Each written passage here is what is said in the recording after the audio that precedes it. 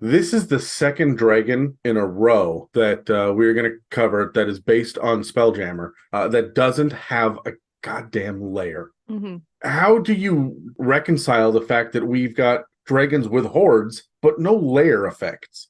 Considering what Fizban gave us about all of the layers, and there's multiple layers for every dragon, all with different sizes of hordes, and this is how they level up and gain more power and cast spells. And how do you guys do you feel like we just throw all of Fizban's out the window for Spelljammer, or do we have to do extra legwork to make it fit? I think you could use Fizbins to make it fit. Like Fizbins gives you so much that you can use to work with and inspire you on any dragon. I think you need to flip through it in order to fill these out. Yeah, I agree. You can use it. You got to do a bit of legwork though. I mean, the fact that there's no layer listed anywhere means that you can't really get it wrong. So however you imagine this, we know all the dragon layers are different, whatever kind of shake you put on it, it's not going to be wrong to people. But yeah, you got a bit of legwork to do it. But you can do it with Fizzbands. It's enough in there. I mean, even in Fizzbins, there's a couple of dragons that they don't give you a map, but they say, use this dragon's map and adjust it in this way. So I think you could even do that. Take one of the maps that they give you and just adjust the flavor. Honestly, we struggled last time with the layer for the solar dragon. I feel a lot better about coming up with something for a lunar dragon, because at least we have a fucking surface to work with. Yeah. It's not just exactly burning ball of gas.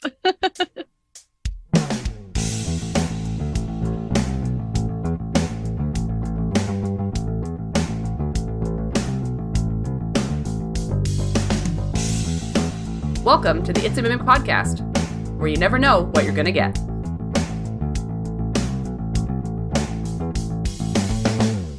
Welcome to another It's a Mimic episode where we continue our conversation on dragons in Dungeons & Dragons 5th edition.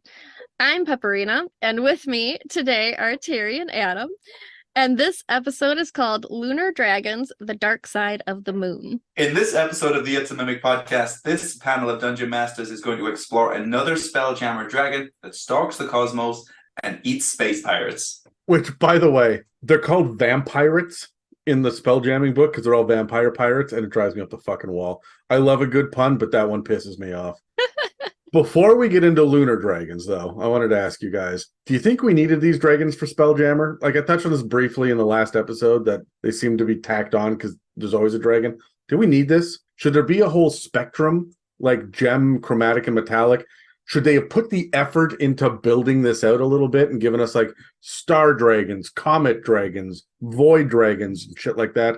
Or is the whole damn thing unnecessary and we were fine the way it was before? This was not the content we needed for... Are we rolling? Yeah, let's roll. It says to roll. All right. 13. 8. I got a natural 1. Take us away, Terry. This was not the content that we needed for Spelljammer.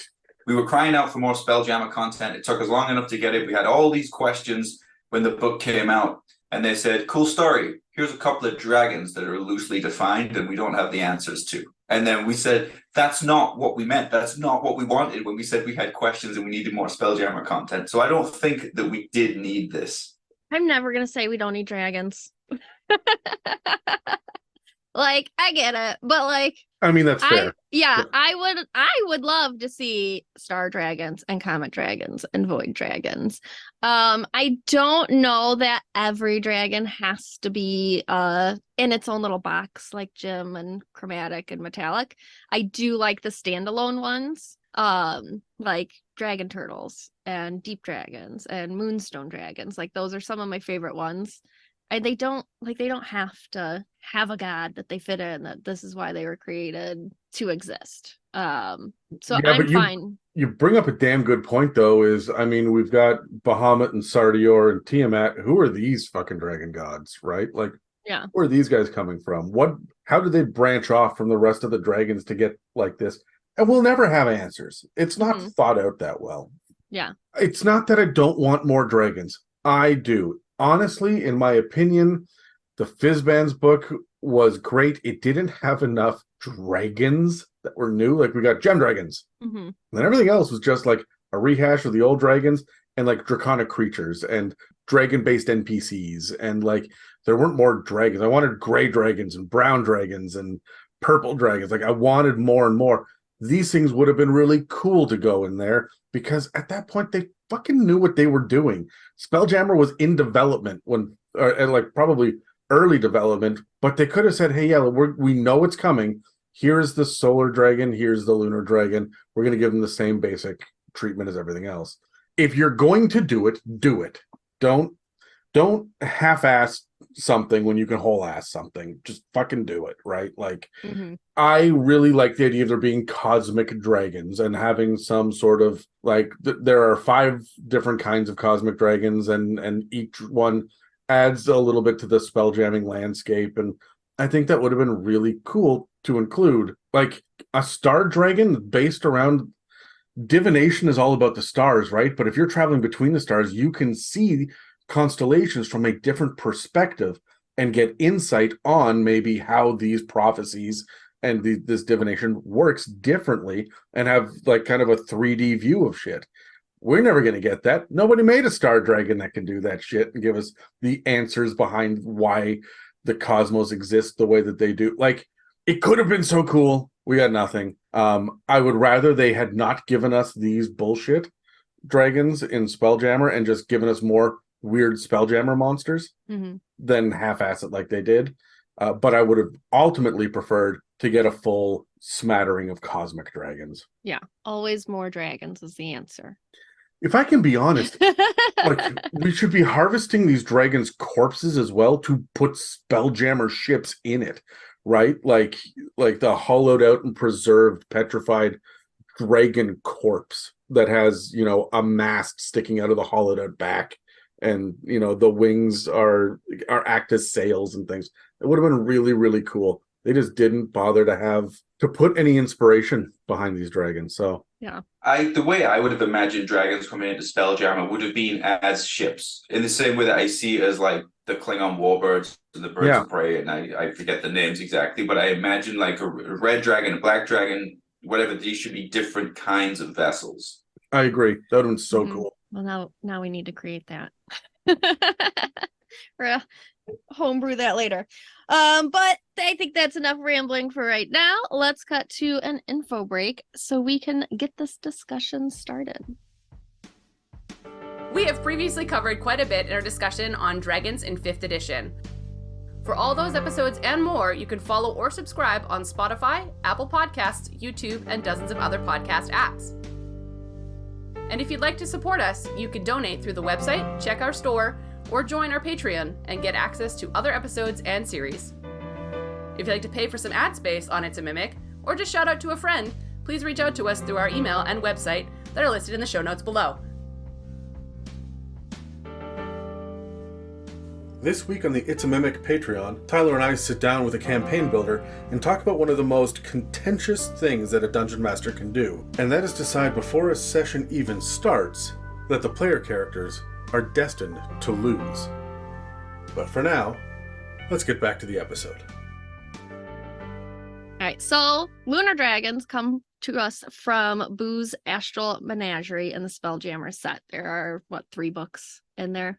The book describes them as capricious and xenophobic. I had to look up exactly what that meant, especially capricious. I don't know big words, guys.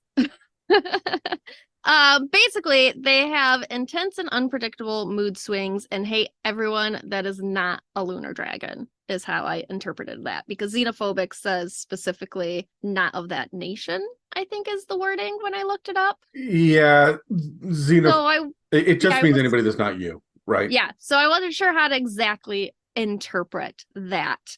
You've come to the right place if you need help interpreting that. Yeah. I can help you. Thank you. Yeah. Thank you. Oh no, Terry. Oh no. No, I should clarify. I meant because of the reputation and history of the UK, not because of Terry's personal opinions in 2023. I meant because my island of England, Scotland, and Wales has a constant rivalry in Ireland. You get it all. Okay. Yeah, I should have clarified that. Yeah. Not because Terry hates French people, although. All right. And with that, To make their lairs, they dig into moons with their burrowing capabilities. To prepare for laying an egg, a female lunar dragon will first go out and stock up on food, as she won't leave her lair again until after the child is old enough to fend for itself. It does not necessarily say what their food is or how old the child has to be. So I'd say use your discretion as a DM there. Like, I assume between hatchling and wyrmling, but we never get Yeah. any about hatchlings in 5th ed, so Yeah. I don't know what fending for yourself as a lunar dragon mother looks like. In the picture, their eggs look very much like a moon rock. They are light gray with a stony shell. The description of these dragons is only about 2 sentences in the book. They are white when hatched and get darker as they age until they become a slate gray as ancient. Like, that's literally all that's written. But if you look at the picture, there's so much more to them. The underneath of the wyrmling's wings are a pink coral color, and their eyes glow in a similar shade. They have long spines that go all the way down their back, under their chin, and on the backs of their legs. These all get much longer as they get older. I would imagine these are to help them with their burrowing through the tough stone of the moon layer it's in. Lunar dragons don't necessarily care about the treasure that they acquire. They just don't want anyone else to have it. But you should find 1 or more spell jamming helms taken from anyone who came too close to their territory. These dragons can become like half incorporeal. They can't pass through walls or creatures, but they become dark and spectral. that's such a weird detail. Yeah. I guess like the dark side of the moon. Like, They just- I guess. Like, that's sort of how I interpreted that. But they get a mechanical change with that, right? I think it's They resistance do. to bludgeoning, piercing, and slashing, Yeah. right? Yeah, I will get into that in a little bit, I think. For their layers, like we said, there's not a whole lot there. Their layer is a series of tunnels with lots of wide open storage spaces for food and treasure. Each layer will be a bit different depending on the moon it's in. Some suggestions from the book are to add would be natural springs, wild gardens, crystals, magical phenomena, or an ecosystem of lesser beings adapted to living with a dragon. So I think they give you a little bit more than they did with the solar dragons, but I mean, still, it's not a lot. No, I'm sorry. Like, it is like they address it, but they say, "Oh yeah, more stuff." They Yeah. don't fucking give you anything. Yeah. We sat there in the Solar Dragon episode and ranted and bitched about how they wouldn't have any minions because they didn't mention it. This one says there are minions. Maybe. Homebrew it yourself, right? Yeah. And it just fucking drives me nuts that they acknowledge the fact that they didn't do the fucking work. Yeah. And That's I why think we're we here, said, to do the work. we said there was more. Yeah, there's more than the solar dragons, but it's just the same amount or less than the regular dragons. I mean, what did we get? We got layers this time. Oh, this is a cosmic dragon. It's a lunar dragon. What do the layers look like? Aha! They're tunnels in rock, and there are caverns where they store things. Yeah. Okay, great. Well, thanks very much for that. Yeah. Thank you. We do get regional effects with these. They have 3. The first one is Black Frost. A thin layer of black frost covers the ground, killing all ordinary plants that grow within 6 miles of the dragon, if the dragon is ancient, and 3 miles as an adult. I did find it interesting that this gives you a difference, because in the other ones, your regional action is your regional action. It's that distance. Consistency would be fucking grand. Yeah. So I don't know if you want to, if that means we should go back and change the other ones as we're using them, or If I'm gonna go back and change anything, it's gonna be goddamn editors. The next one is haunting moan. Haunting sound gets louder or fainter the closer one gets to the lair. Again, 6 miles for ancient, 3 miles for adult. And then the third is moon devils. Swirling funnels of dust and frost, known as moon devils, crisscross the area within 1 mile of the lair, intercepting creatures they come across. A moon devil is a free-willed air element that deals cold damage instead of bludgeoning. If the dragon dies, all of these things stop in 1d10 days. So is there a stat block for these? So they're not devils, they're elementals. Yeah, and you, I guess, just use air elementals and Yeah, with cold damage. call them moon bludgeoning. devils. And yeah. That's not unusual, actually. The blue dragons summon air elementals as well that do lightning damage, I think. So Yeah. that's kind of lifted right from. I don't know why I call them moon devils, but sure. Can we go back to haunting moan for just a half second here and find out what the fuck that's about? First of all, there's a haunting sound. If it gets fainter, the closer you get to its lair, how loud is it? Like what at the 6 mile mark, it's suddenly deafening. And then it just gets quieter and quieter. What the fuck is that about? The idea that the dragon can choose if it gets louder or quieter sounds. Yeah. I don't know. It's just so fucking weird. I guess if you chose for it to get quieter as just an adventure, you would assume if something's getting quieter, you're going further from it. So maybe you feel like you're going in a safer direction than you actually are. Sure. I would have liked it the reverse in that it gets louder as you get closer to the dragon. Firstly, because it kind of makes sense. But secondly, then you could maybe have a deafened condition, which plays in with the solar dragon's blinded condition. It's like the other side of the coin to that. So it would have fit right in and we would have gone, oh, well, that makes sense. But to flip this around, now I'm going, well, why? Well, you can do either or. It's the dragon's decision on if it gets louder or fainter. But there's just this weird concept of this thing being not quite in reality that we're going to get with the ability that it can phase, right? And the haunting moan that can either be louder or quieter, or there's just this idea that you never really know where it is, and it's kind of ethereal in nature, but not really. Only half ethereal. Like it feels odd. Yeah. And is this to represent the fact I was having trouble wrapping my brain around it, and it just hit me now. Is this to represent the changing phases of the moon? Sometimes the moon is there and sometimes it isn't, as far as you can see from Earth. Like maybe that's why it is this way. I mean, I could at least see that being a reasoning. I'm literally talking on my ass now on this stuff. We're just trying to pull out reasons. Yeah. To justify these things at this point. But sure, yeah. I mean, and maybe like it said that they have the intense mood changes, like you could have that be part of the phases. It's a full moon, so it's crazier. Yeah. Yeah, because it gives you a very brief, like, they're moody. So again, if it's a judge, if it's a judge or something, or passing sentence or making a decision about your life, you don't want it to be in its black moon phase. Yeah. Which would be the best mood. Again, I want to point out we don't get layer actions. Not really. No. Right. No. All right. Well, that's all I've got for the lore. I think I wrote probably more than what is actually in the book. So that's all there is. But I've got some questions. Should we roll some? Oh, I got lots of questions. I got so many questions. Yeah. Questions.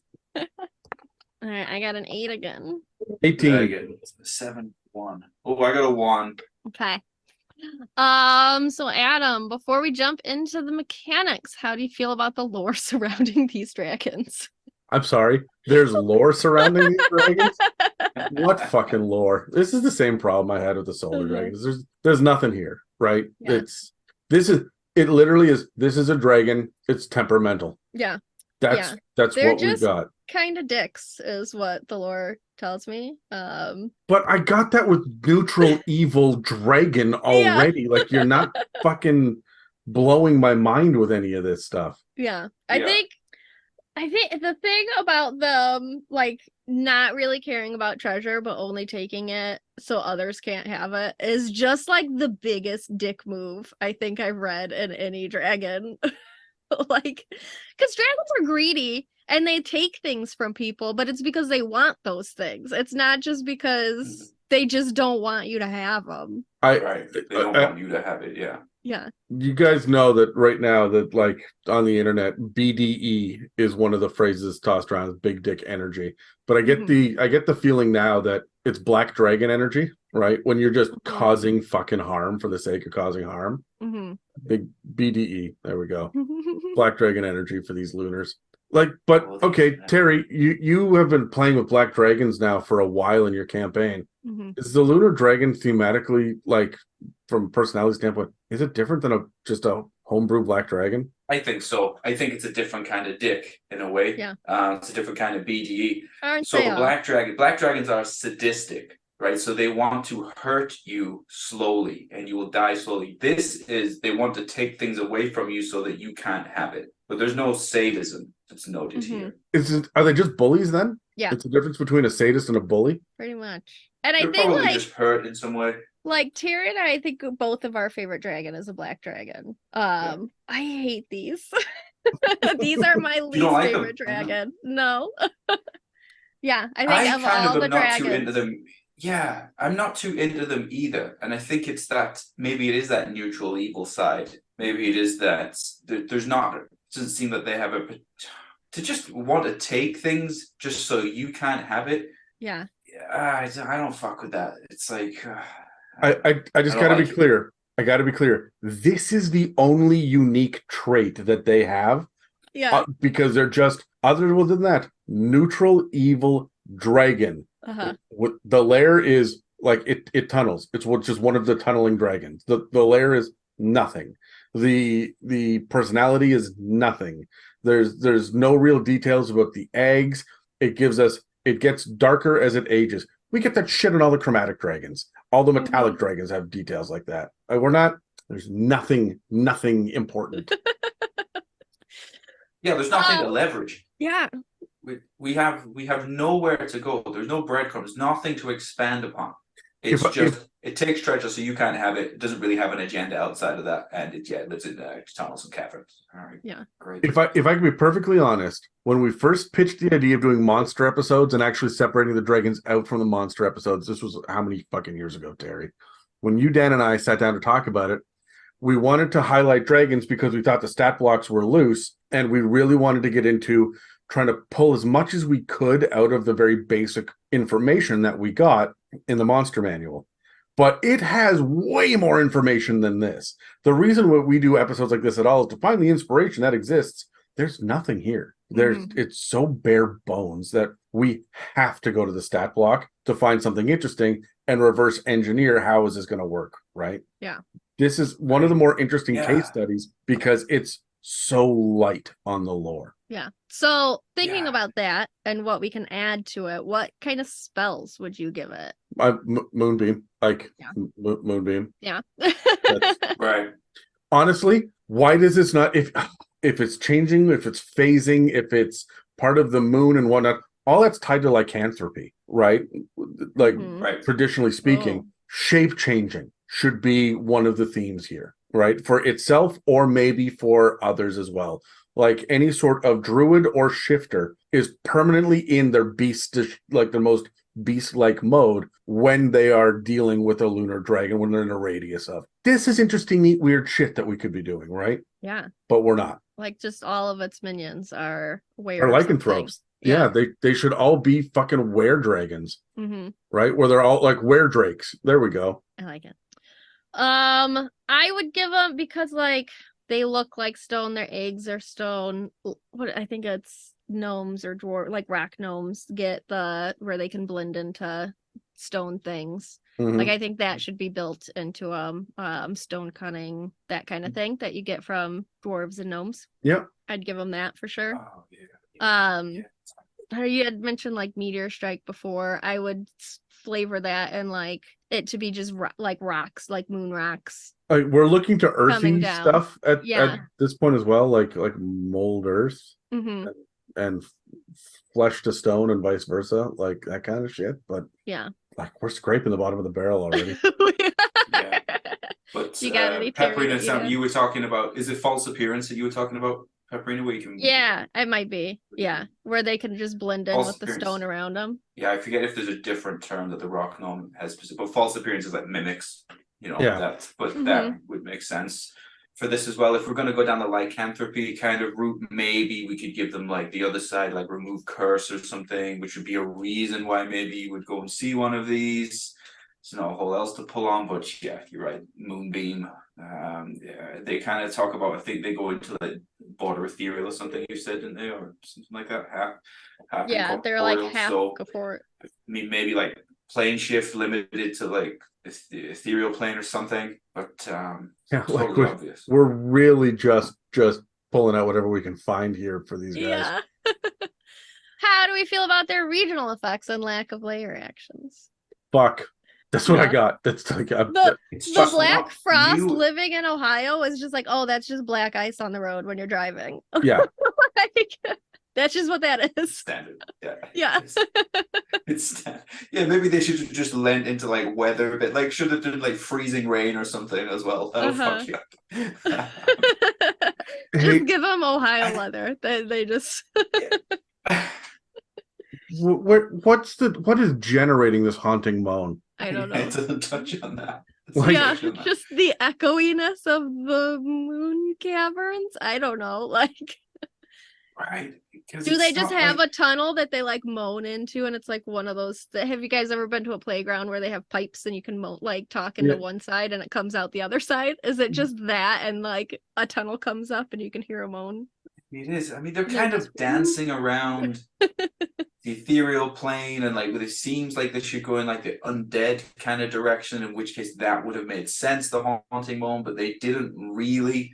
So I don't know what made the haunting moan. Like it's not obvious. There must be a reason that they came up with this. Somebody pitched it at Wizards. They said, yes, that works because of this reason, and then they never told us what that reason is.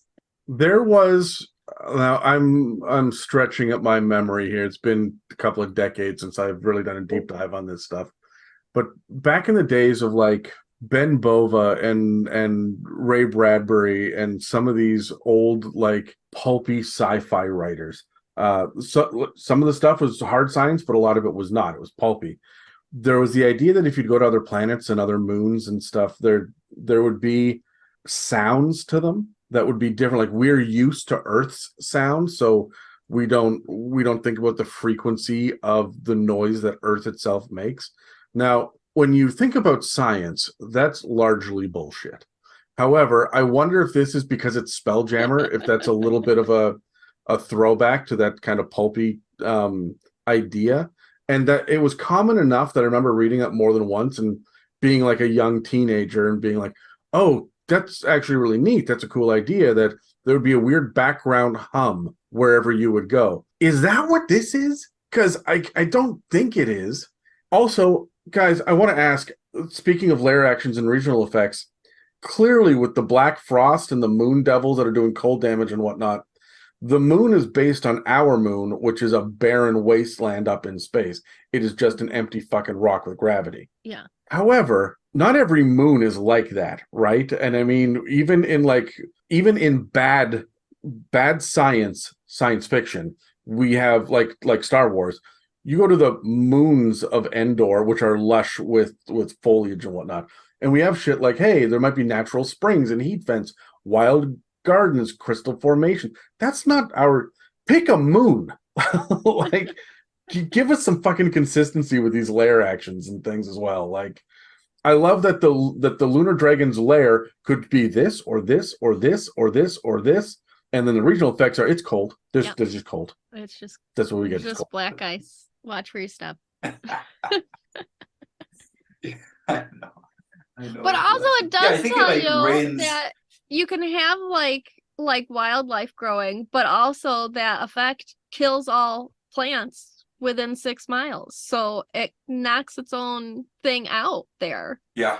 that's When true. I talk about the lack of editing in Spelljammer, this is what I mean. When I talk about the complete and total contradictory bullshit that you can find through pretty much everything since Icewind Dale, like they clearly fired some editors and hired on a handful of artists because the artistry is really nice. Like, I don't want to take away from we get some beautiful art in these later books, but that seems to be where they're putting their effort in. I just assume that all of the attention to detail is sitting over on the 1D&D stuff, right? That's where they're looking like, hey, we need another book. What have we done yet? Spelljammer? Okay. 2 hours out of your 8-hour day, you do Spelljammer. 6 hours, you do 1D&D. Yeah. I would not be surprised at all if they were putting the wealth of their resources into 1D&D. That's their big revenue builder coming up. That's where all of the focus is on. We're at the tail end of 5th edition here. We're banging out that last little bit of stuff where, hey, look, we didn't get to it yet.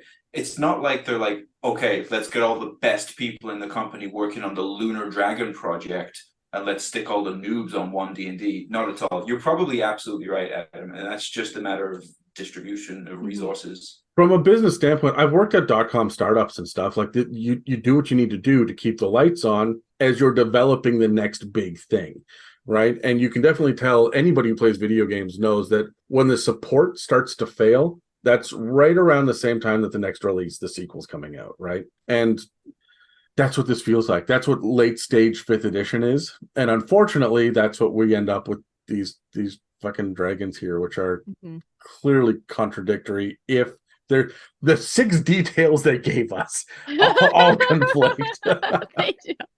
Yeah, you know what? I bet that's going to be a huge part of it. They're right. They've got it. They'll have a schedule. Of course, they know how often they need to do a release. They know the amount of revenue they're likely to generate from this. They know the amount of revenue that they need to generate to keep the lights on. You know, as they're building this next big project, it's exactly what this feels like. Where to them, they will be aware of all of these obvious concerns that we raise with these dragons, and they're probably going, look, it doesn't matter. We're going to use these dragons for about 3 weeks. There'll be a total of 12 DMs across the world that use these before 1D&D is released. So it doesn't matter to them. I wonder if that's why we're getting Spelljammer and the new Phandelver book. The first half of it is just the Lost Mines of Phandelver. So we also got Planescape. I wonder if they know that the people that are going to play in these settings here are already fans of the settings. We're not going to get anybody new to come in and buy this shit. They're already fans.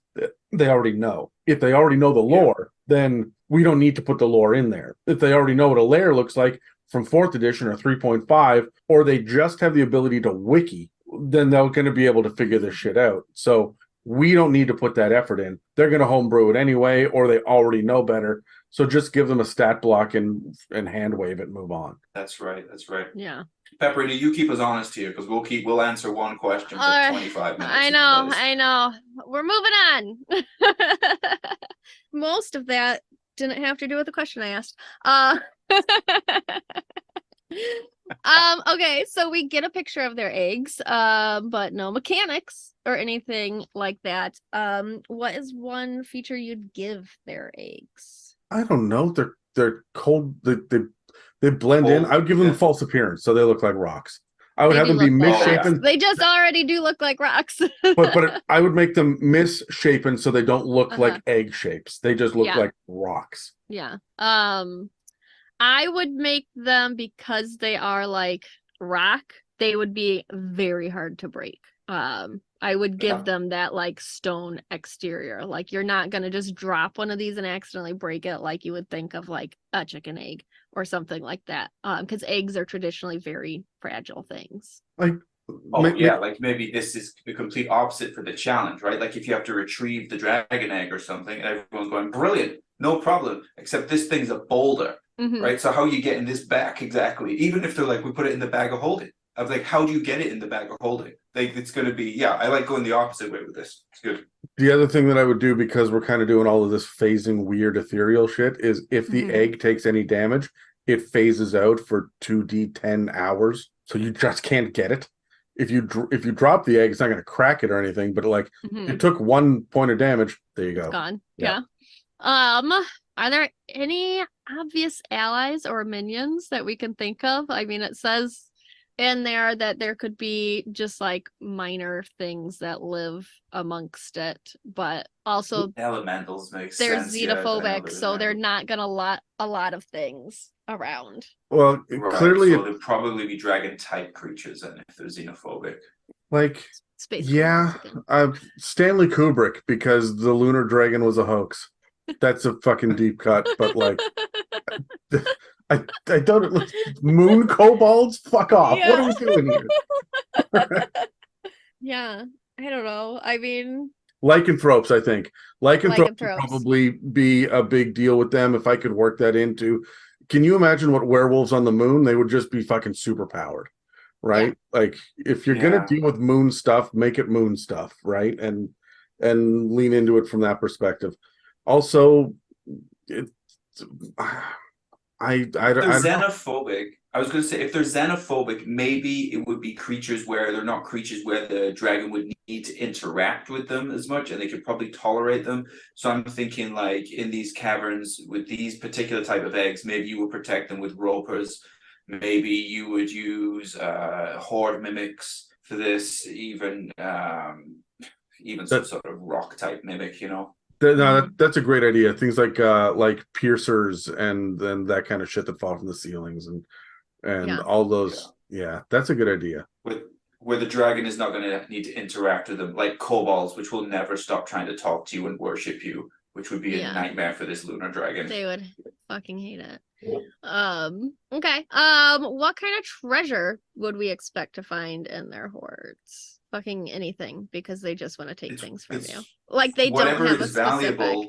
Whatever is valuable to the nearest race or creature type, I suppose, because they take your treasure because you want it, not because they want it. So really, their hoard is going to be a clue as to what's close to them. Yeah. Trophies. I bet they got a lot of trophies from their own conquests, right? To be like, hey, yeah, you see that suit of armor over there? That was the ancestral whatever for these guys, and I took it. Right, it's going to be very much that like bragging rights, and I think they would have them on display because you know you can come in and ask for it, but you're not going to get it. But I'm going to make you look at it while you ask for it, right?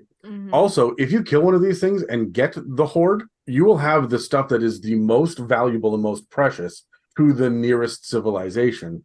Chances are good you'll be able to get a shit ton of money, like charge triple for whatever it is, right? Yeah, like they've been looking for that for a long time. Yeah.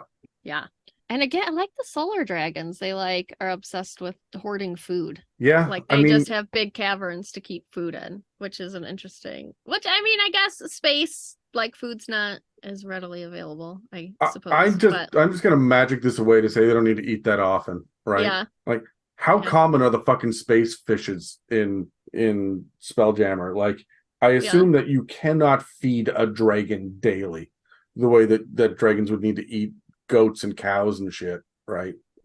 In like a regular campaign. So yeah, what are like, and it doesn't say what their food is. Like we get in Fizban's, like the gym dragons, a lot of their stuff is like specific to the thing that they like to eat.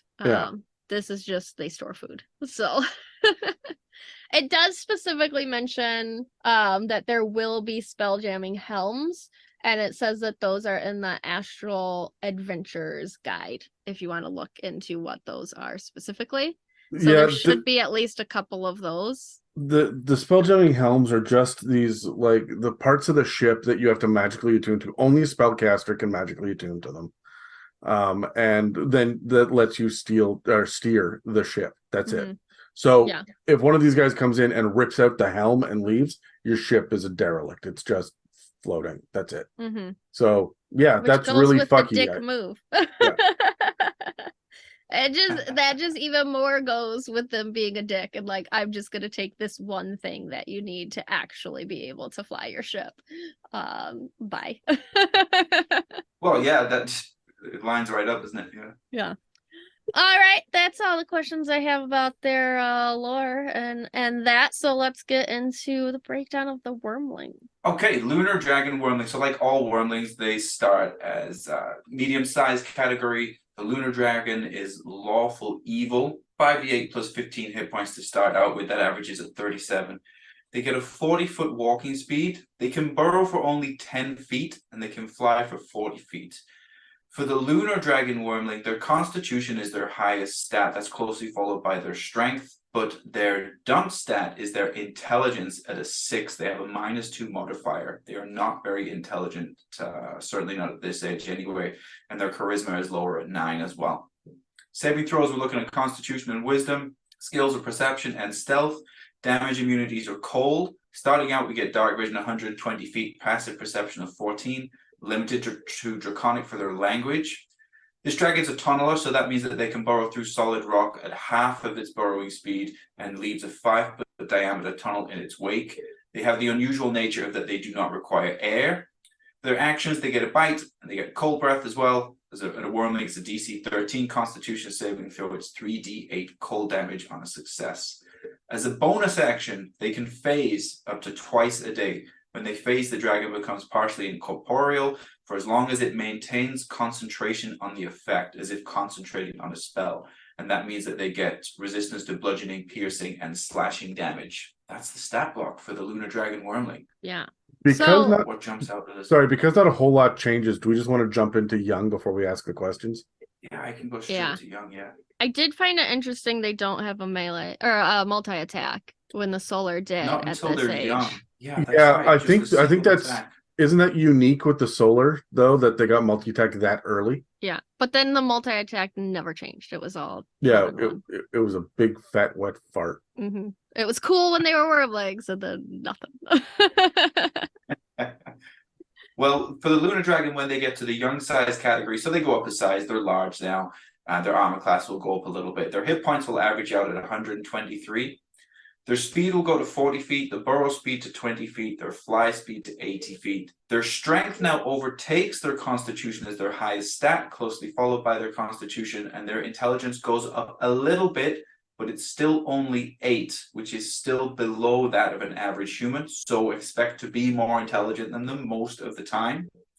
Their languages stay the same at Draconic. They get their multi-attack now, so they'll get a bite and 2 claw attacks.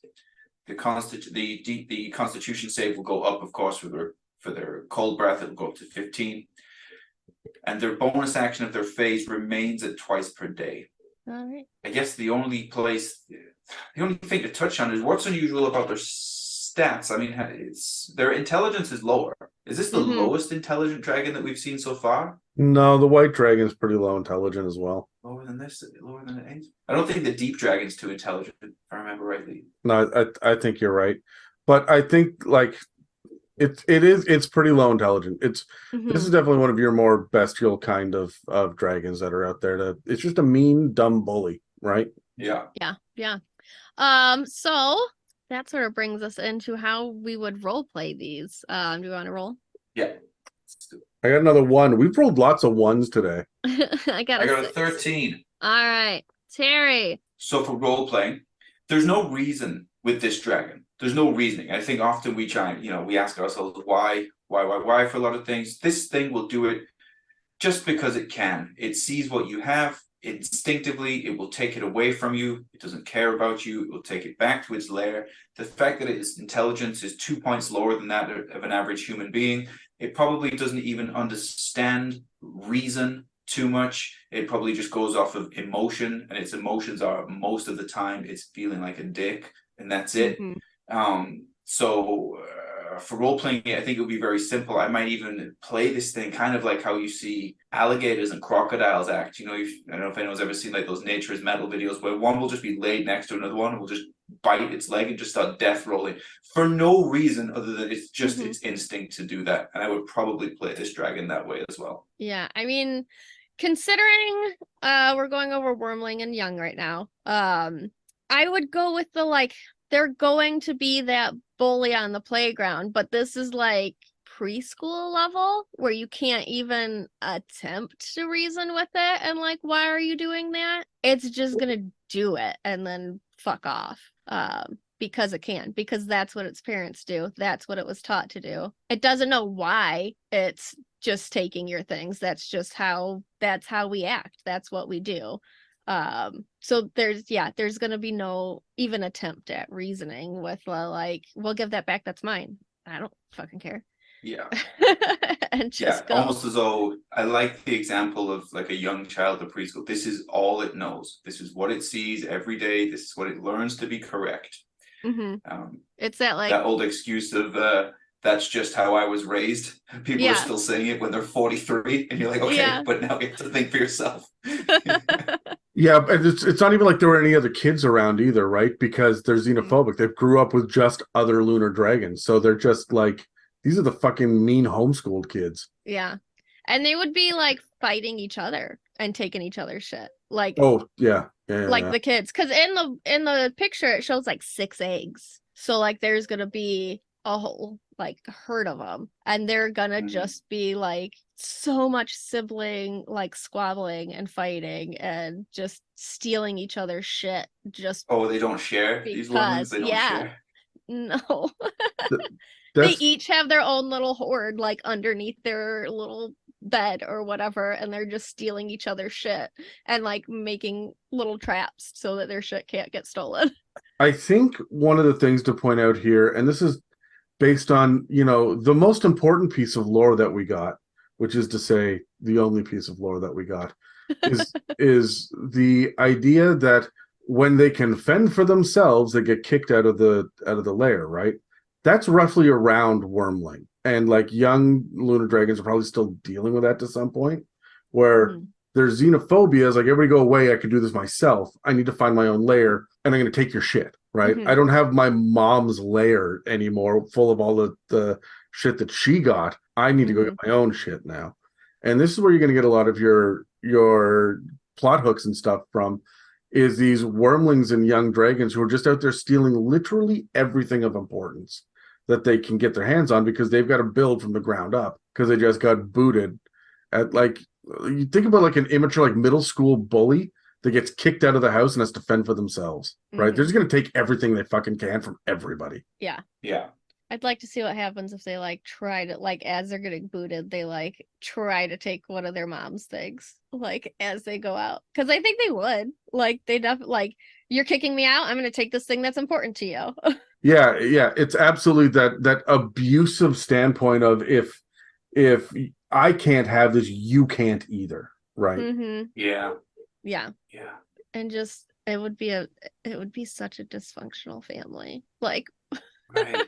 And the fact that they don't value anything, right? They just want to take it because they don't want you to have it. So it's very difficult to reason or live alongside people that are like that when they don't have any type of values, I suppose. So you could extend that beyond like their material things.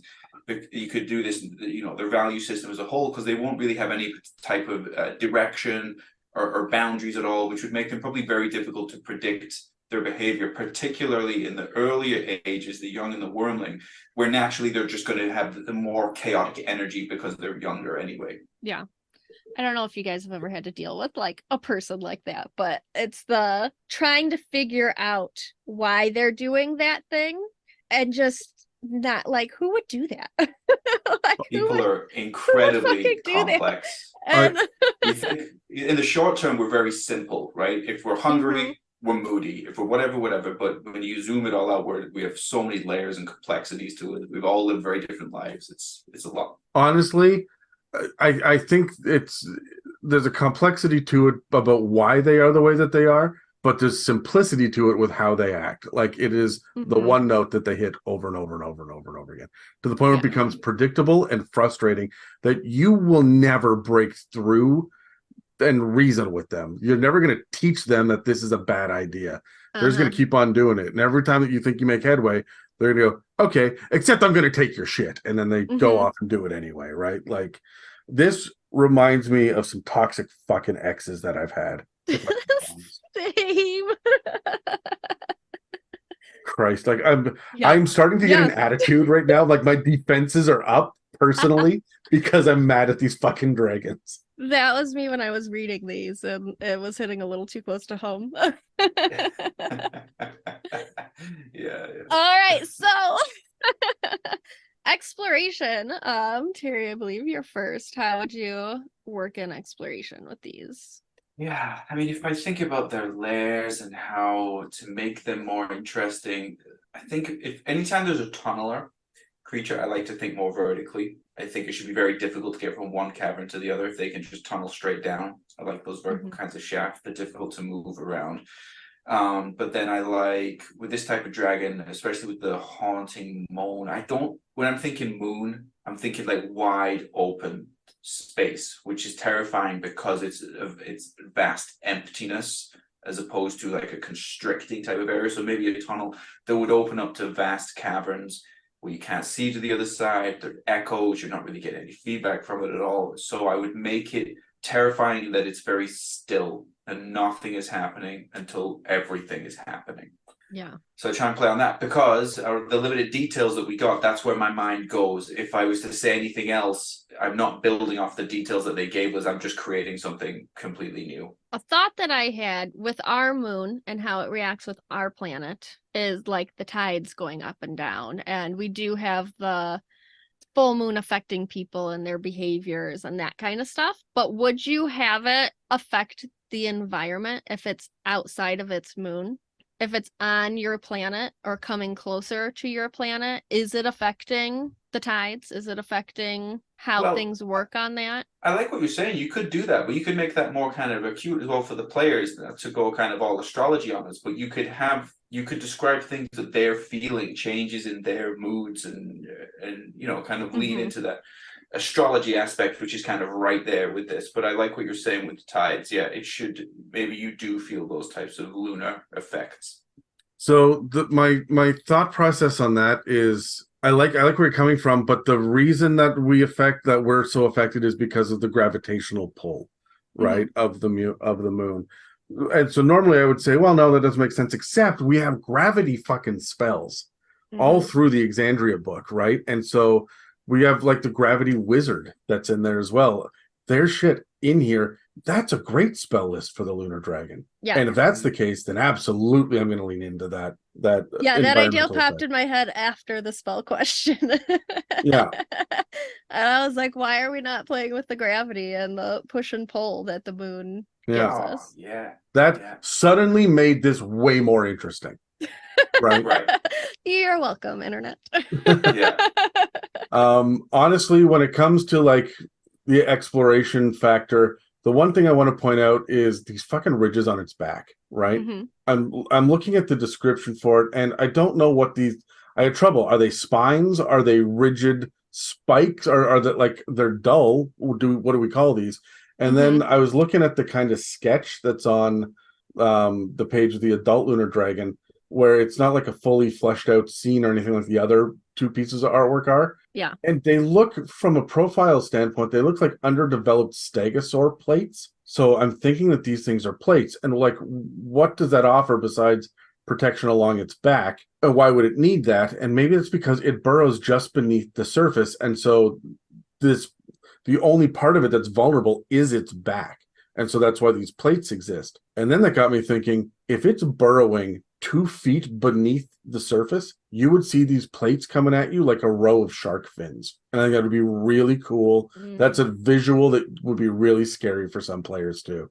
So I would very much dig into this. When you walk into the cavern and you fight the roper and stuff, there's just like a lineup of very thin rocks that are kind of spiky in the middle of the chamber that people have been jumping over the whole time. The dragon has just been underground waiting. And if that's the case, why does it not have fucking tremor sense? Yeah, why does it not have tremor sense? Yes.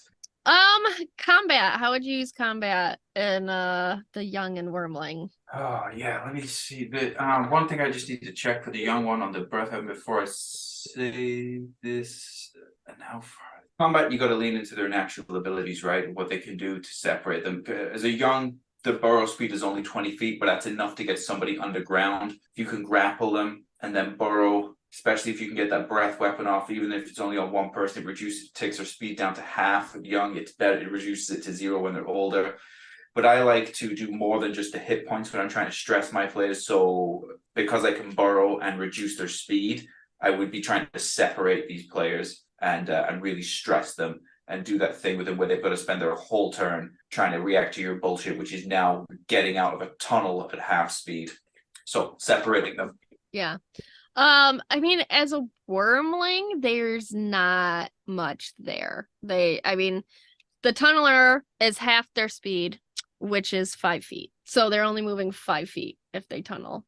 I'll say this for the Wyrmling. You're right. There's not much there, but that breath weapon is deadly for CR2. Yeah. This is a player killer. Like that's basically it. Is they're just like that's all they have is their breath weapon. They can phase, that will help them to not get hit. I think they're just gonna shoot that, take your shit, and fuck off. Like the tunneler, even at Wyrmling, the tunneling is good to finish your turn off. Very 5 feet underground. Most spells are relying on what if they can see you. Ranged weapons can't see you at that point. They have to get in close. So it's a good defense mechanism is to burrow, even if it's only 5 feet. Yeah. I mean, we do get like when we go up to young, they do get the 1 bite and 2 claws, which is more than even the ancient solar had. Yeah. So we do at least they are a little bit harder hitting at that point. I think they'll stay and fight a little bit longer than Wyrmling. I think they're just gonna shoot off their breath and tunnel the fuck out of there as quickly as they can, which isn't very quick, but they're gonna honestly they'd fly. They've got 80-foot fly speed, right? So with the breath weapon, they're gonna hit you and they're gonna fuck off, right? I mean they could, but if you're on the surface when you find them, they could just tunnel. If we're saying they don't tunnel very far down into the surface of the moon, they just pop down into their lair. I like the idea of them bursting up, hitting you with a breath weapon, and then taking up into the sky. Like you didn't know they were beneath your feet. Suddenly, it's like this geyser of rocks, and you get hit with a cold breath weapon, and then poof, this small dragon the size of a horse like fucks off to where you cannot hit them. And even the young Lunar Dragon has the phase. It's a bonus action, so it was a bonus. Pop your shit off, and then just your bonus action is phase.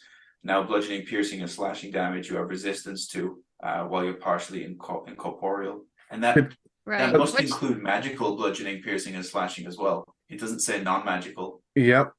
I want to say this. I don't like the mechanic for the phase. So here's my 2 cents on the combat.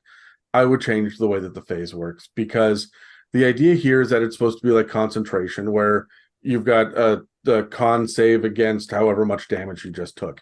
And yes, you're reducing that damage by half, but that means that you're still taking damage all of the time. Like you're still getting hit. If we're truly phasing, why wouldn't I just give disadvantage on attack rolls against me? So that sometimes the attack goes right through, but sometimes it does hit. Yeah. I would have this at higher levels than young. I would have it so that this would impose disadvantage on the ability to hit me. That makes this a scary or disadvantage, to hit the dragon, because that makes it scarier. It makes it so much scarier to, like, we're trying to hit you with their regular weapons, and we just can't. The martial characters are at a real disadvantage. And that, I think, that gives this more flavor than it has already. Yeah. And I think it would make it a little bit cockier about fucking off, because there's not your chance of getting hit by an opportunity attack is half. Yeah. So yeah, hitting it and then running away, you're most likely not gonna get hit as you leave. Yeah. If I can be honest, I think that this dragon is hit and run tactics. For the most part, and I wanted to be able to run and escape. We don't get flyby with this one, so this is what I would do instead, is just make it more difficult to hit the Lunar Dragon. So yeah, and I think the fact that it's lower intelligence as well speaks to the fact that it probably wouldn't hang around and try and fight you and kill you. Like a higher intelligence dragon is going to go, oh, a wizard and a cleric and a paladin have all showed up. They're going to be a problem. I got to kill all of these guys because they have spells. This guy just goes, the small skinny one over there wearing the robes, he looks good. I'll grab him. See you later. I don't need to kill the rest of them. I'm just hunting. Yeah. Or even just if we go back to the bully tactics, like you pick on the weakest one in the group. Yeah. Yeah. And then once they start being a problem, you leave.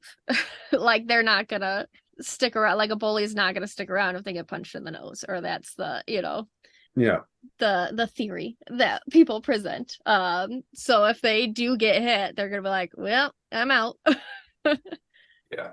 I think we are good to go to adult then. So for the adult Lunar Dragon, we're up to huge size now. A lot of the changes here are just numerical. So we're up to 40-foot movement speed, like a walking speed. Our burrow and our fly didn't change though. We're a CR 13, which is one levels down from the solar dragon, so like we are supposed to be technically weaker, but I don't think we got more shit to do in the action economy. So I feel like we're actually going to hit harder. And we've got the legendary resistances twice per day, just like the solar did. And of course, tunneler and unusual nature carries over. There's no new. I don't think there's any new mechanics on that, except that tunneler leaves a 10-foot diameter tunnel in its wake, and now it's a 15-foot. Because it's a huge dragon. Like, that's just the size of huge creatures. The multi-attack still makes 1 bite attack and 2 claw attacks, although the damage goes up a little bit. We now get a tail attack, which you can use, but it's not part of the multi-attack, so why would you? It's just there because we're going to get it in a legendary action later. The cold breath goes to a 60-foot cone, doing 8d8 cold damage now, and reduces the speed to 0 until the end of the creature's next turn.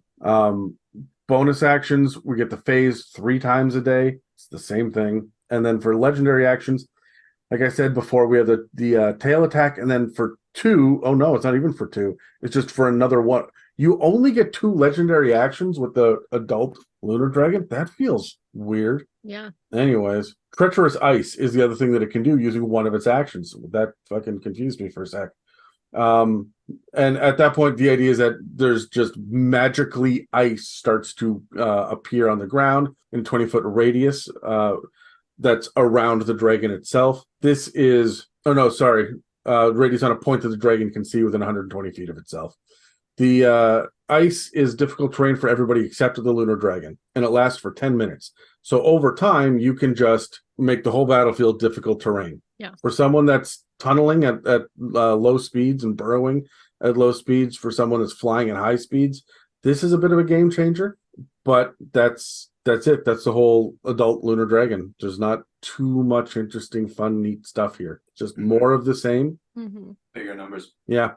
And I feel like the reason that the legendary actions is down to 2 is because they just couldn't come up with a third one. Maybe I'm just being really cynical about these stat blocks because the lunar dragon pisses me off, but it does feel. Well, we do get a third one, but not till ancient. Not until ancient, and that just Yeah. feels weak to me. It just feels like a shit white dragon. Like, I'm trying to make it work, Yeah. but it's cold damage and tunneling, and I'm trying to think of something outside of the tactics I would use for a white dragon. Or The difference is this dragon doesn't need to breathe, and it has the phase ability, which you can use 3 times a day now at adult. But like, that's it. That's what it has. Mm-hmm. you're playing it as bestial, like a white dragon. Yeah. So you're probably playing it like a predator, you know? Yep. Yeah. Yeah. All right. So you want to roll off and answer some more questions? All right. Okay, I got 12. 6. 17. Ooh.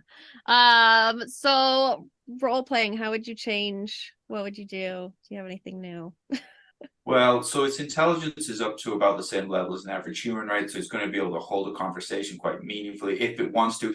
It doesn't say anything about whether or not this dragon likes to speak. I know I compare it to white dragons. White dragons are not interested in talking to you basically at all.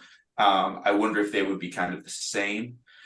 I wonder if now you're going to have an opportunity to dig through the layers a little bit, if it will speak to you, but they only speak Draconic.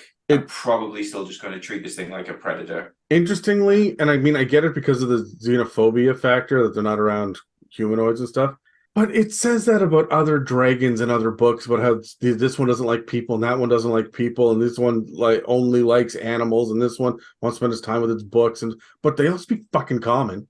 I get it for the solar angel that lives in the heart of a goddamn sun, but this thing that is interacting with people, how is it gloating that it took your shit if it doesn't speak your language? Yeah. right. Give your lunar dragon common. Yeah. Yeah, exactly.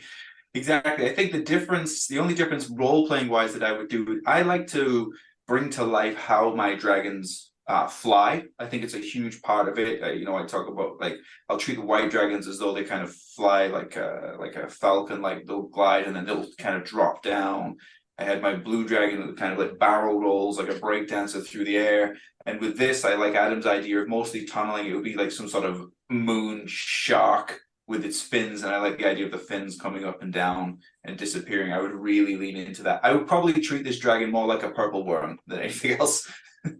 Yeah, absolutely. Like, I'd be looking at like how a bullet works, but instead of the Yeah. stomping and jumping, it then like it bursts up, breath weapon phases, and glides away, right? Like Mhm. that's I can see these guys loving to burrow and then gliding. Yeah. Just falling with style. Yeah, I mean, at what adult, like they're still gonna have that bully dick behavior, but it's gonna be just, I think, more angry behind it. Like as the kids, as the Wyrmling, as the young, they're just doing it because they do it because that's what they were shown how to do. I think at this point they're gonna have more of those mood swings that they talk about. So you're gonna have Let me tell you something. I got Mhm. bullied horribly in school. As the kid with the bright red orange hair, I Uh-huh. got my ass handed to me on a regular basis till I got big enough to fight back. And I knew all those guys growing up beyond like into high school, and I knew some of them after high school. And the bully, like there's that deep-seated anger, you're right, but it's underneath such a fucking arrogance if they never got their Mhm. comeuppance. Yeah. Right. And I don't think that an adult lunar dragon ever learns a fucking lesson. So No. there is an absolute arrogance that comes with the my shit don't stink. I look down at you. It's the Uh-huh. difference between getting bullied in the schoolyard and getting bullied at work. Mhm. That's a different yeah. kind of It's bullying. like the narcissism comes out, I Absolutely. think, with And the if you push them adulthood. hard enough, they will still just like punch you, right? That is Yeah. still the thing that they're gonna like fall back Yeah, on. they're just gonna punch you and take your shit and Yeah. laugh and then leave. But Like, these are the assholes that walk up to your table at the pub and start hitting on your girlfriend in front of you because there's nothing you can do about it because I'm bigger than you, mhm. right? And like, I fucking hate these guys. Yeah, I, yeah. as a DM, I Not don't. many dragons I don't like. And as I read this, I was like, I think this is the first dragon I hate. Like, I think this is it. It's like it touches something for a lot of Like, people. And it people have does. experienced this in different ways at different points in their lives. But yes, yeah. Yeah. I What gotta about say, playing this? Sorry, Adam, go on. as a DM, this one's the hardest one for me to get my into like the headspace for. But I Mhm. think that it might be really fucking cathartic for the players to kill this son of a bitch. Yeah. So like that's why I would use him. Otherwise, I'd skip right over it and move on. I don't fucking like this dragon, but True. This is just a therapy session for all it might of your be. It might be for like all of your players. yeah. I like You know that. what? Maybe I would make this dragon talk because I've been thinking like physical, typically male type bullying, but now I'm thinking like Mean Girls, like Oh you yeah, know, like the mom. just psychological warfare, reputation destruction, all of that. What some people might call toxic femininity traits, you could put into this dragon because then, you know, half your table might be women, and they might really be getting flashbacks here of a person they're channeling that they would like to destroy with this dragon. Mm-hmm. Really? Oh, You it would came be to attack me in that skirt? Uh-huh. Yeah. But then they will put down something you have that you clearly love just so you let go of it and they can take it. Mm-hmm. Like Mhm. that's how they get you to give up the thing that you love. It's not just them taking it, it's them making it so you don't want it. Yeah, maybe it does tie in with this better. And maybe the bullying doesn't end when you've left. Like now, you know, that's what's happening these days. Like we're old enough to, you know, for Adam, it's I'm sorry you had that experience, but at least when you went home, you could close the door and it was done, right? Your phone wasn't vibrating, still going. Yeah. So I don't know, maybe you can tie an item in with this, or if they're a dragon, give the message. That's all it needs to be, right? Or Mhm. sending. They can cast this spell and it continues even when you've left. I fucking love the idea that as you are flying away, you didn't defeat it. You got whatever you needed, and you're flying away in your ship. And in your head, you're like, "And honey, I just want to say, bangs? No, not with your face, right? Uh-huh. Just like shitty little fuck you comments. Yeah. I'm gonna flitter that all the way through my combat too. Or Mhm. by the time you get back, right? Because the message is a cantrip, you can cast it as many times. Everybody back home knows about the huge embarrassing failure that happened, and it's made its way around, and the dragons told everyone their version of the story as well. But suddenly this is interesting. Suddenly, when we add details and lore, we want to play with this thing. Hey, wizards! Yeah. Okay, that was all role playing. What about exploration at the adult level? Honestly, the exploration here, the only thing I really want to point out is that we should be looking at a labyrinth system of tunnels. Mm-hmm. That's what I'm looking for out of a layer here. I don't need to go too deep with this, and I could do this on a lush forest moon as well. Like it could be a desert moon, or it could be an Arctic moon, or it could be anything lush. Or sorry, a complicated set of tunnels, especially if we're going to start thinking about vertically and whatnot, creating ice where people are going to slip and fall. We can make it so it's difficult to get out without some sort of fly speed or something, right? So Oh yeah, they make those tunnels and then just cover it in ice, and it's just become this slide you can't get out of. And honestly, if they're on some sort of lush moon that's full of like jungle or forestry or something, not forestry. Forestry is different than forests. If the jungle or forest or whatever it is, and you're trying to find it, maybe the idea that the leaves are all encased in ice and there's like a level of frost on all of the trees and stuff in this like this rainforest tropical jungle as well. Well, now you know where the lunar dragon lives. That's an interesting fantasy scenario to be in, and then you got to go underground into its tunnels where everything's fucking frigid and cold and freezing. That's cool. What the fuck was that in the goddamn book? Yeah, that's right. Exploration, I'm thinking tunnels here, but I'm thinking more, I'm trying to hold this to the lunar and like astrology reads that I had. Maybe I would have it not necessarily as tunnels, but more like deep canyons where you can still see the sky above you, but you can't access it because it's maybe 100 feet up. So it's like the network of tunnels that way where you could still see the stars from different points, even though you're deep technically. And I would maybe tie that into the puzzles and the clues and the divination and whatever. So maybe I'll try something like that. This seems like a dragon it could work for. Yeah. I would say at adult, we would be reaching the part in the book where it talks about the mom laying eggs and not leaving her area. So at that point, if you wanted to find this dragon, you would have to go to it. It is not leaving its nest. But again, it's until the wormling or the baby can fend for itself. So you could still see the wormling. You would still have evidence of a dragon there. Okay, all right. I want to ask, sorry, before we go any further. In your opinion, can a wormling fend for itself, or would it go out on its own? When you go into a lair, are you dealing with a wormling stat block, or are you doing something more pathetic, something like CR half, like a hatchling? In your own personal opinion, as in DM, my personal opinion, I would see a wormling as a toddler not able to fend for itself yet.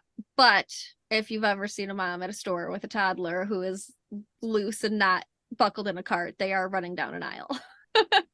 So you would still potentially see this wormling running out of the lair and back in and playing in the area.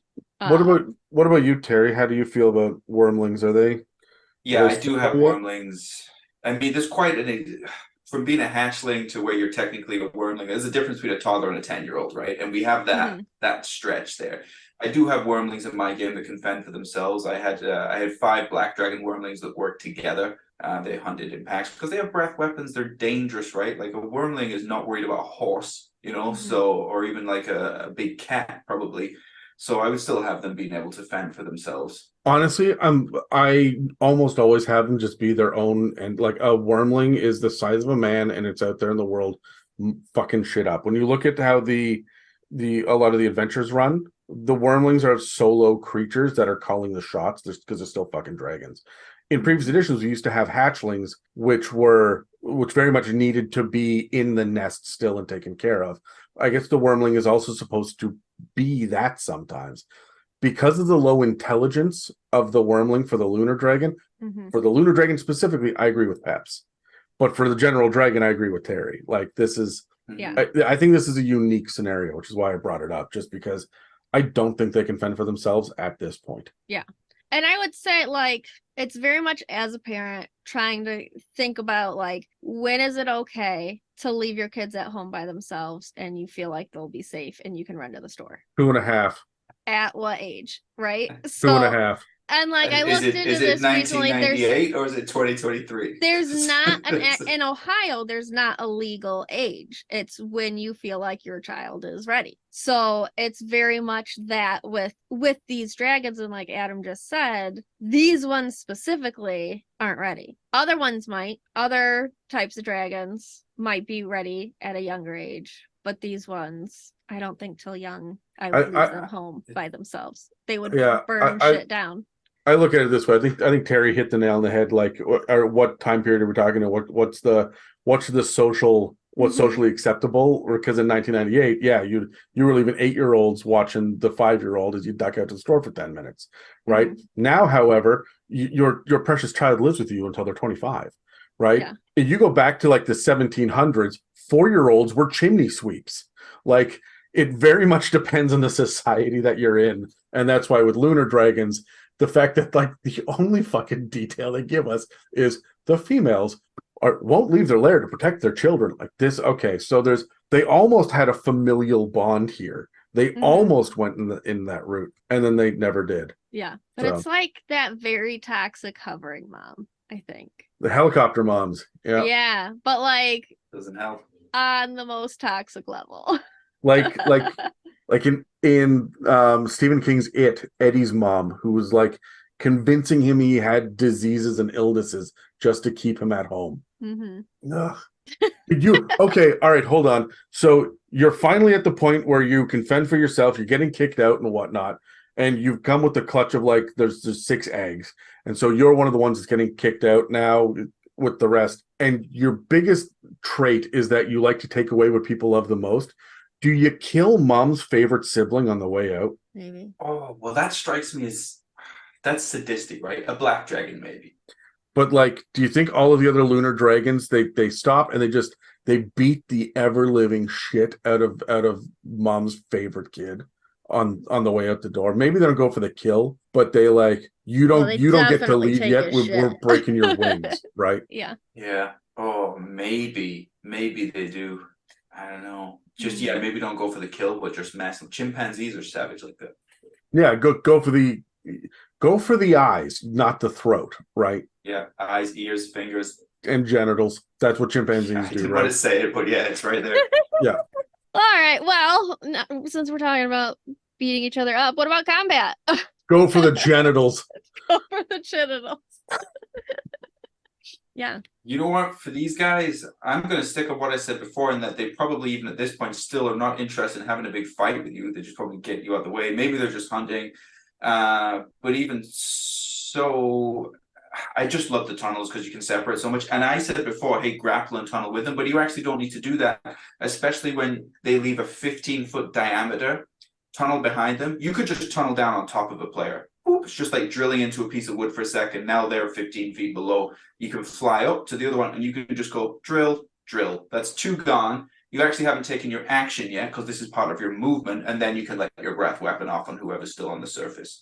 So the tunnelers are really great for combat when they get to this size. Perhaps you're looking at me like you didn't follow what I said with my fingers. I did. Boop, boop. Okay. I got it. Okay. I think it's you next, Right. Peps. Oh, I thought it was you. I had like a 6. Oh, yeah. At this point, for combat, we're getting legendary actions now, and because they give us this crazy amount of treacherous ice, and we can do this over and over again, we're relying on speed and movement. Yeah. I don't think you're going to get in melee combat. If you do and you get up to it, it's got enough hit points. It's got 15 D12 plus 75, but its AC is only 17. It's going to take the hit. You're going to hit it in an opportunity attack, but it's going to soak that up for at least the first half of its hit points as it continues to try to get distance between you and everybody else. Also, your intelligence is up to 10 now, which means, and your charisma is up to 15. At this point, you know who the spellcasters are. These are your targets. Yeah. I agree. Like with they have the black frost and they have the treacherous ice. So like movement in this area is going to be very difficult. But I was also just thinking they doubled that up again, just like the solar dragon with the blind. Yep. Like, do we need the black frost and the treacherous ice? Could that have been something else that wasn't already done? Because we have already got ice in the area. Well, it's ridiculous because the black frost, and I'm thinking of black ice. I live in Canada. I have slipped on black ice many Yeah. times in my life. It fucking sucks. There's no difficult terrain with black frost. Yeah, it just kills the plants, is what it says. Yeah, so we're just doubling up on the cold theme. Mhm. Honestly, at this point, I also feel like air elementals that deal cold damage, it says they're free-willed. Sure, Mhm. they're minions too.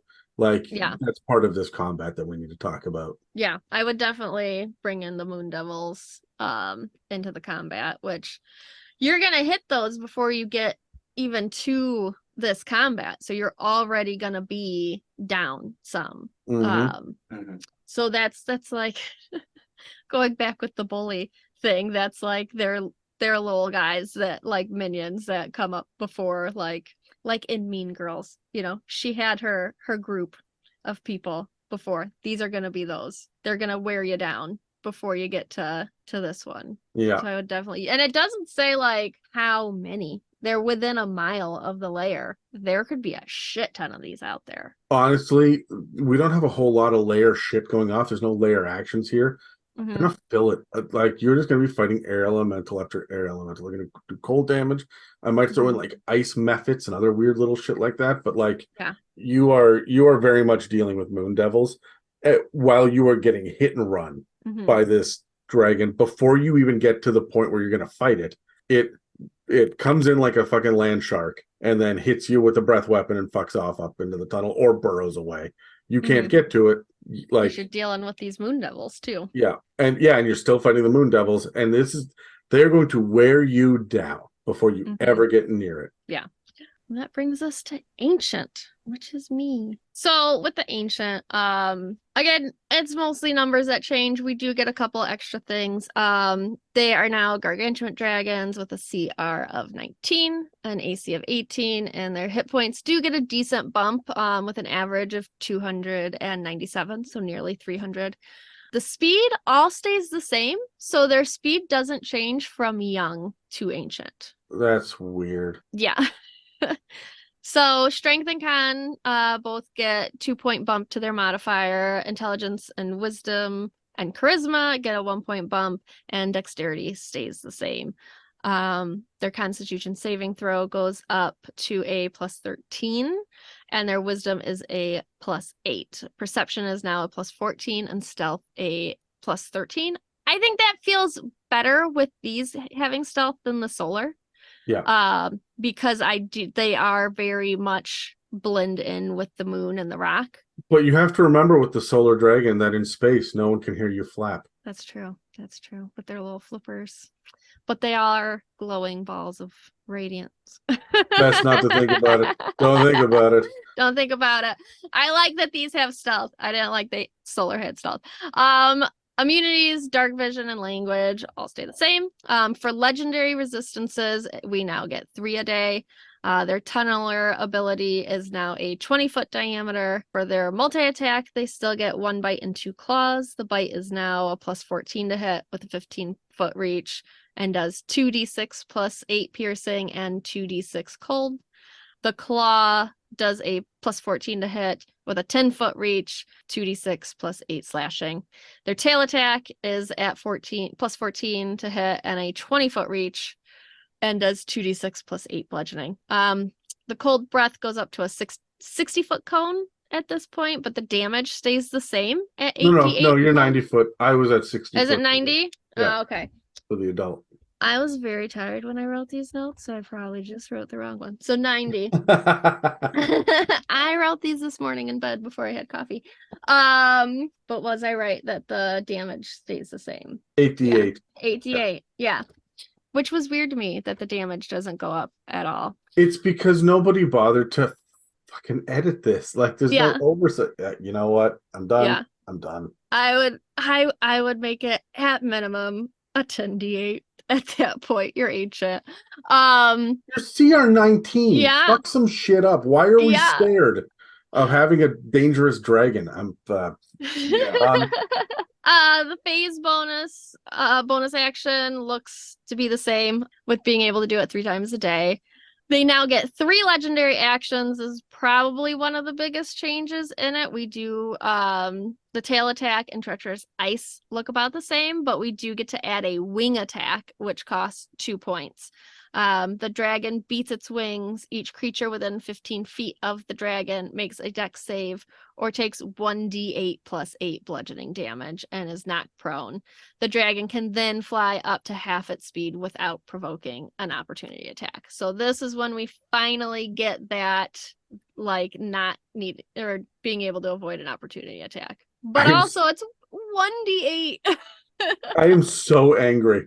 I am so angry at this, and not just the 1d8. Guys, we spent last episode talking so much about how the solar dragon didn't have claw attacks and was relying on tail. When it had 4 fucking wings, and it did not get a goddamn wing attack, and it drives me up the fucking wall. Yeah, so, I had that thought earlier too. So this dragon, so ancient dragons, they're what, like, well, I don't know how big this is compared to a regular dragon's, like 80 foot nose to tail. Ancient dragon stands about 55, 60 feet tall. And so this thing has to get to that size, has to be 800 years old and amassed an incredible horde so that it can become an ancient dragon just to be able to flap its wings to knock something prone. Like, how is that possible? This is poorly designed. This is a dumb dragon. This is a dumb dragon. Fix the mechanics. DMs, please fix the mechanics, especially on the phase and the wing attack. All the quote unquote cool shit that it gets as it gets bigger is not cool. It's middling at best. We can do better. It could be cool. It was almost cool. It was almost cool. I honestly think that this is the fact that they've got a formula for how they build their creatures. And the more shit that you add to it, the higher the CR goes. But they are stuck to this idea that if they give us similar dragons, like all the chromatics are all in one family and the gem in another and stuff. And so we have these 2 space dragons. You can't have them at the same CR level. You also can't have them more than 1 level apart. Solar is the sun is bigger than the moon, so it's a CR 20. So the lunar one's going to be a CR 19. So we can build it as big as we want, but the moment we hit challenge rating 19, we can't do any more to it. We can't make it bigger or better. So we're going to give it a tail attack and legendary actions now and a bonus action, which doesn't do damage, by the way. It doesn't actually do anything except drag the fight out longer. We give it tunneler and the ability to not breathe. None of this shit should affect the CR, right? And yet it does. And because of their equation, we get 1d8 plus 8 bludgeoning as a 2 points of legendary action. So this is where their formula fails. And an editor should be able to go in there and just handcraft it to be better. Unfortunately, no oversight, clearly. Yeah. All right. We got one more round of questions. Let's roll. Let's go. Let's do it. I got a 14. Okay. 14. All right, I'm going last. I got a 2. Okay. Pepperina, answer your own question. My own questions for role playing. At this point, like I had sort of said with the solar that it would be god level at this point.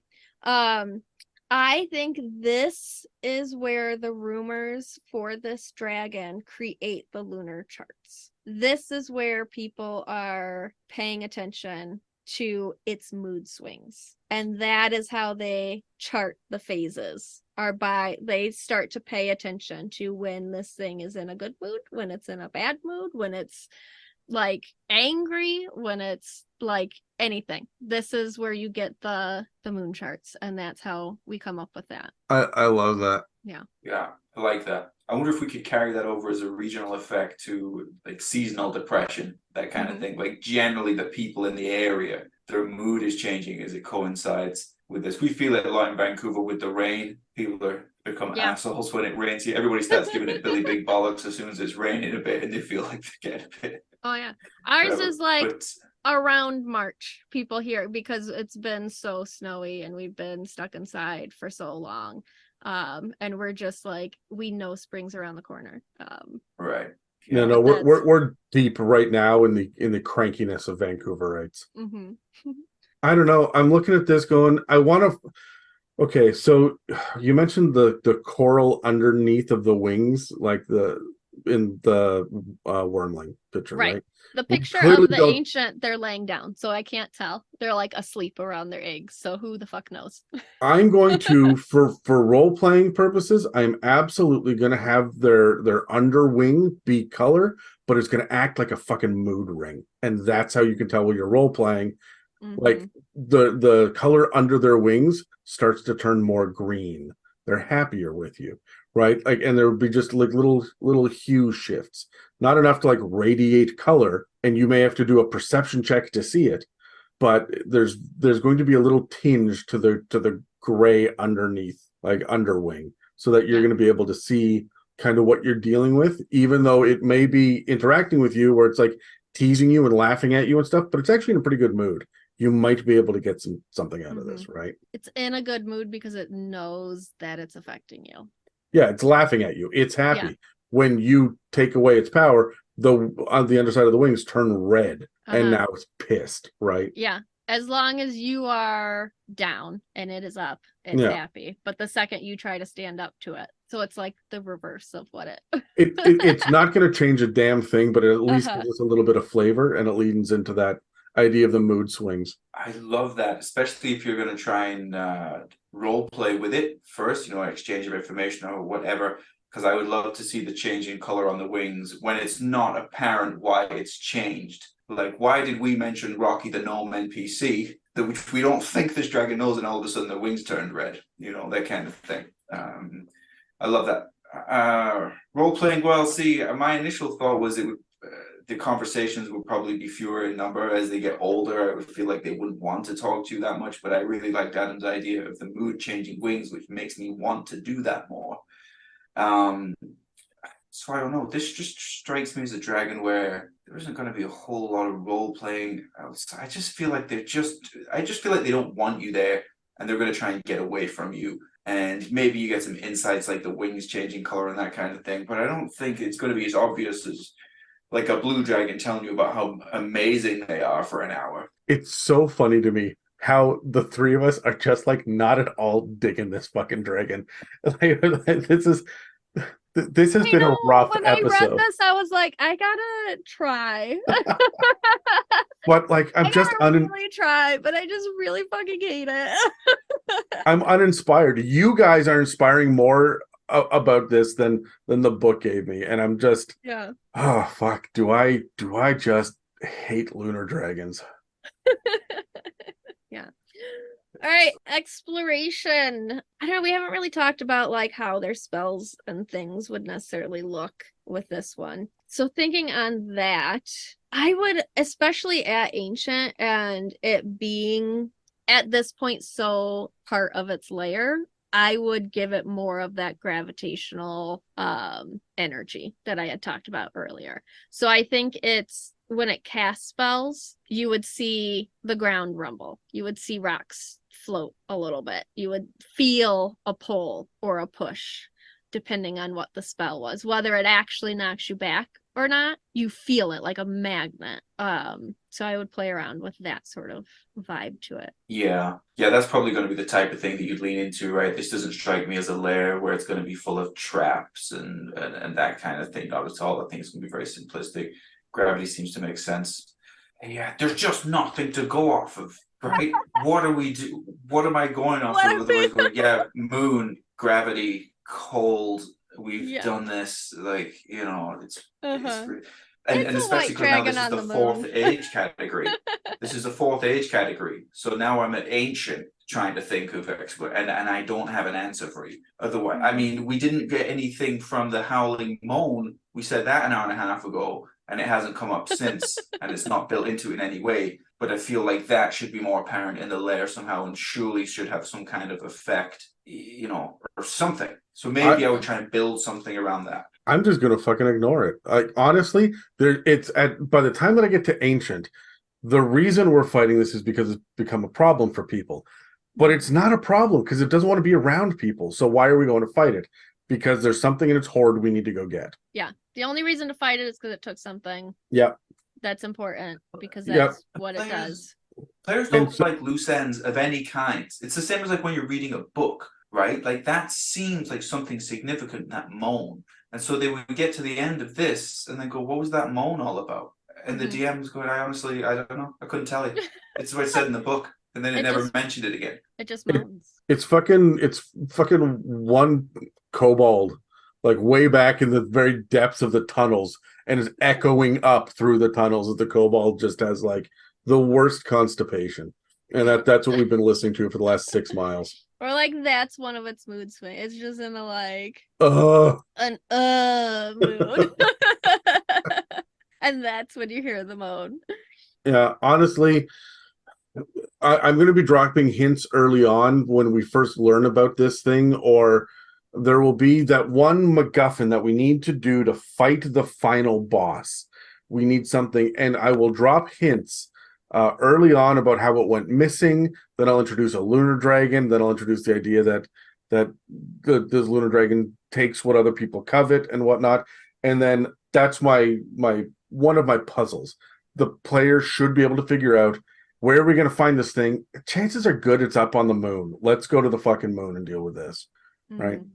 Incidentally, the only other piece of fucking lore that I have about the moon at all, off the top of my head in D&D, is the idea that there was one of the most famous wizards, and I'm trying to remember which one it was, cloned a bunch of themselves using the spell clone and left the clones up on the moon where no one could get to them. So every time the wizard died, he would come back into his body in the clone. Manshun? Sorry? Is that the wizard? Is it Manshun or something like that?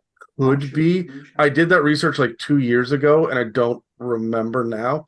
But that's the only other thing I could think of where you're on the moon doing anything. So maybe that's somehow involved in like your MacGuffin, is you got to go up to like your enemy's moon base. And also there's an ancient lunar dragon nearby, right? Yeah. Again, polymorph should be a thing. These things are changing their phases all the time. They should be changing their shape. Maybe the enemy is a lunar dragon and has been the whole time. Yeah. All right. Combat. We didn't get a ton. We did get the wing attack, but Can I just ask, do we even care at this point? Yeah, not really. I mean, at that, the only thing the wing attack does is makes it easier for it to get away, which Manshun is a different person. it already should be easy for it to get away. Yeah. At ancient, I mean, it's reduced your speed to 0 with its cold breath. It's got fly speed. Everything's difficult terrain. Yeah. Yeah. Sorry, Terry, you said it was Elminster that did that with the clones, right? Yeah, this the name I was trying to think of, it's popped up somewhere for me recently. Something I was reading, but I don't think it's that. Okay. I think that person's in Dragon Heist or something. Anyway, never mind. I didn't realize that was Elminster. Okay, that's interesting. But yeah, I Terry, do you give a shit about the combat for an 8? Like, is there anything new to have here? No, I mean, it's not with what they give you. If I would like to try and make combat more interesting. I like dynamic encounters, but it's going to be all homebrew stuff based on what I think should be happening, right? It's not based on anything that they've given us. So even what I say are not being drawn from this. So it's still just kind of made up and homebrew, meaning it doesn't need to be a lunar dragon. It could be anything. Yeah. Mm-hmm. Honestly, I did just have the thought, and I would give it to it way before ancient, but they should have vicious mockery. Yeah. Yes. Yeah. Absolutely. If I can be perfectly honest, I am going to use my turns where I don't get cold breath to do gravitational spell casting. Oh. That just feels better for Lunar Dragon than anything else on this stat block. Mm-hmm. Yeah. Pushing and pulling into the tunnels and just dropping them. Reverse gravity. Maybe half of the small pebbles in the room are floating at like waist height, right? You can play with that, but at this point, I'm playing a gravity wizard that happens to be a dragon, and it could have been any dragon that I did this with, and so I'm just I'm annoyed. I'm sorry. Annoyed. This dragon sucks. This is one of the most unique dragon episodes we've ever done, because we're all just like, no. Well, to get the dragon enthusiast on an episode, and we all go, this sucks. And we'll tell you why for the next 2 hours. Look, I think that we have done about 2 hours worth of inspiration on how to beef up this shit really well. At this point, if you are this deep in D&D where you're done with your chromatic dragons and even your gem dragons and your deep dragons, and it's time for you to go to a lunar dragon. If you've gotten to this point where you are playing a spelljamming campaign in 5th edition, you have done so much extra research, you have homebrewed so much extra stuff. There is no point in us sitting down here and going, well, okay, so the way that your tail attack is going to work is, like, you are beyond that as a DM already. Mhm. So there's lore, there's tactics. We've done a lot of like coming up with opportunities and options here based on the limited shit that we've gotten. The only outlier is this haunting moan, which I just don't understand it. Like anything else would have fit there. Yeah. But I'm very happy with the fact that we have beefed this up by like 4 times what they gave us to work with. We've done such amazing work, guys. But, I'm my tapping worry out. is that the folks at home or somebody, one of the DMs has gone, Spelljammer, moons, what can I put on a moon? Let me take a look at this lunar dragon. They've gone through our entire episode and they've gone, well, this confirms I'm going to put a mind flare layer on the moon and we're going to completely forget about this dragon. We're just talking everybody out of using Everybody's this tuned out of the inspirational episode. dragon episode. I don't think anyone's going to remember this one. I don't think Wizards knows it exists now. Even when they're like, okay, as we prepare for 1D&D, what are the dragons we need to remember to cover again? There's 3 interns that put this through, and they're lucky if it got signed off, and I guess it did. But I feel like anyone at Wizards is going to forget the lunar dragon as well. Look. The one thing that we managed to really accomplish here today with the lunar dragon is we've encouraged everybody to Google Elminster clones on the moon. As I did, or something. Yeah. Yeah. That's right. It is what it is, right? An intern over at Wizards now has published game developer on their Instagram profile because technically they put this through, even though no one knows about it. Yeah, I'm so glad to know that we have beefed up someone's LinkedIn fucking profile. Like, All right. Okay. So before we finish off this episode, let's have a short info break. If you've been inspired by the conversation in this episode, please feel free to reach out and share your creativity and ideas with us and the rest of the community. You can reach us on Facebook and Instagram or on our subreddit r/itsAmimic. Also, if you're feeling particularly generous, please follow and subscribe and leave us positive reviews, likes, and comments. Engagements like that help us pop up on search engines and keep this show running. all right. So the original question that I had written down here in the breakdown was, how do you guys feel about this dragon? But I think we fucking hammered that to death at this point. So what I'd like to do is I was sitting here kind of laughing to myself about an hour ago, thinking, okay, here's my plot hook. You need to go find the lunar dragon. The lunar dragon exists somewhere on this habitable moon that has oxygen and whatnot. And you run into a bunch of like feral, low-level kobolds. You know that you're going to bully the shit out of your players in a little bit, so you need a little bit of levity.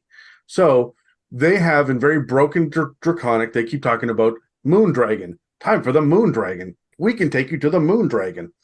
And then you got to go through a number of trials and whatnot to meet the moon dragon, which is just like the chief shaman or whoever of the kobolds turning around, bending over, flipping up their battle skirt and showing you their butt cheeks. Be like, moon dragon. And then they all giggle hysterically and scatter into the fucking bushes. And that is and you're like, well, fuck. We went to the wrong place to look for the lunar dragon. Let's try something else now. Anyway, that's all for this part of our discussion on Lunar Dragons in D&D 5th edition. Please take a second to engage with us with a like, follow, comment, and a review to help push our engagement. And don't forget to subscribe to find future inspirations for your campaigns. If you'd like to support us, we have a store with some merch and a donate button on our website, www.itsamimic.com, as well as a Patreon. This episode and others can also be found on Spotify, Apple Podcasts, YouTube, and most other podcast apps. Thanks for listening to It's a Mimic, where you never know what you're gonna get. This has been an It's a Mimic production. Please check the show notes for this episode to see links, time codes, and credits, and don't forget to reach out and share your own inspirations.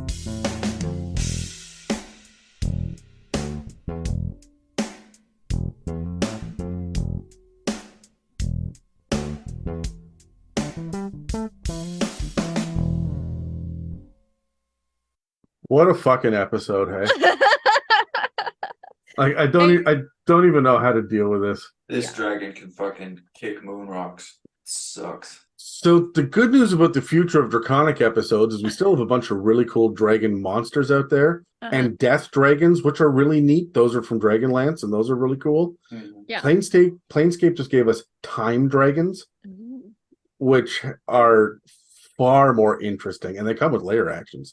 So, like, this I think is the lowest point we're going to be. This is the lowest point of the dragons. Yeah. Do we still? And you feel like it could have been so great. It could have been. We made them pretty great. We fixed like it. we added quite a lot. I know. Well, fuck. Yeah. I feel like discouraged. I gotta go DM now in like an hour, and I don't want to. I just want to like sit down and watch Game of Thrones so that I can re-up my dragon love. Yeah. Yeah, we just didn't. It was just strange, right? There wasn't a lot there. Naturally, this kind of dragon, same with the solo dragon, is going to bring a lot of questions, a lot of things we're excited about, and really inspirations of what you can do with these. And we just had nothing to build on. It just huge oversights. You don't get a wing attack until you're 600 years old. What the fuck does that mean? You know, it's just dumb. And you don't get a wing attack when you're only wings and a body. Like yeah, right. It's so stupid. Spelljammer's a damn mess. Right. I actually had a lot guys. of fun. This was fun to hate on something. I don't think I've hated on anything like this in a while on an episode. I know, Well, right? and You try and most of- find a positive spin, but it's hard. Yeah, most of my whole online persona is like being peppy and happy and inspirational. Just like this is going to be a very different episode for anybody to listen to who is a fan of mine. Yeah, they're going to be shocked. Yeah. In this episode of the It's a Mimic podcast, this panel of Dungeon Masters is going to explore another Spelljammer dragon that stalks the cosmos and eats a space pirates. Eats a space pirates. I'm sorry, let me do that again. It's a space pirates. It's a space pirates. See you next Tuesday.